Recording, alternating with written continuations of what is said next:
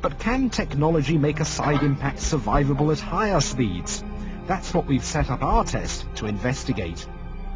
The Shogun's going to be driving along this line from there at 60 miles an hour. The Civic's going to be tootling along at 30 miles an hour from that direction. At this point where I'm standing, the Shogun's going to slam into the side of the Civic. Just the sort of crash that could happen at any A-road junction.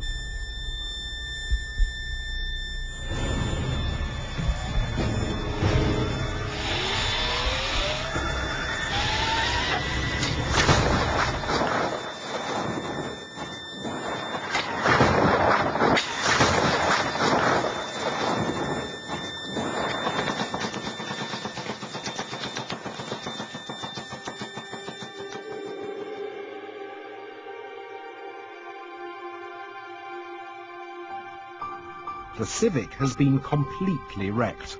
Where the driver's side doors used to be, there's just a gaping hole. I inspected the remains with vehicle safety expert Roy Quinney.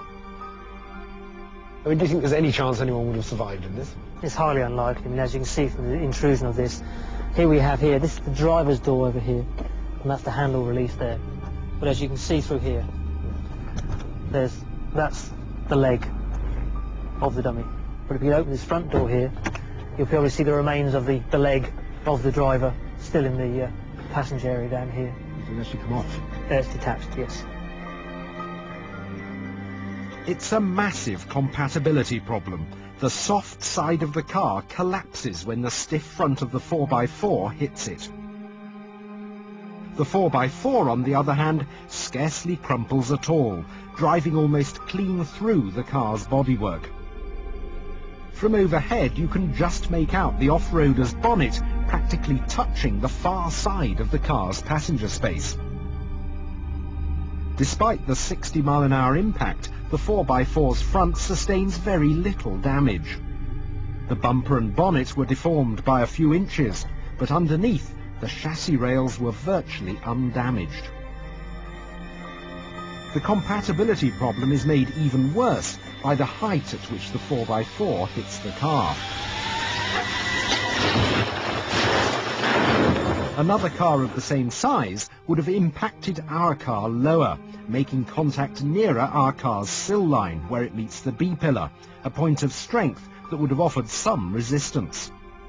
But the height of the 4x4 means it hits halfway up the door, where the car's much weaker. The 4x4 survives the initial impact relatively unscathed and is still travelling at 45 miles an hour. But its high centre of gravity makes it prone to rolling over.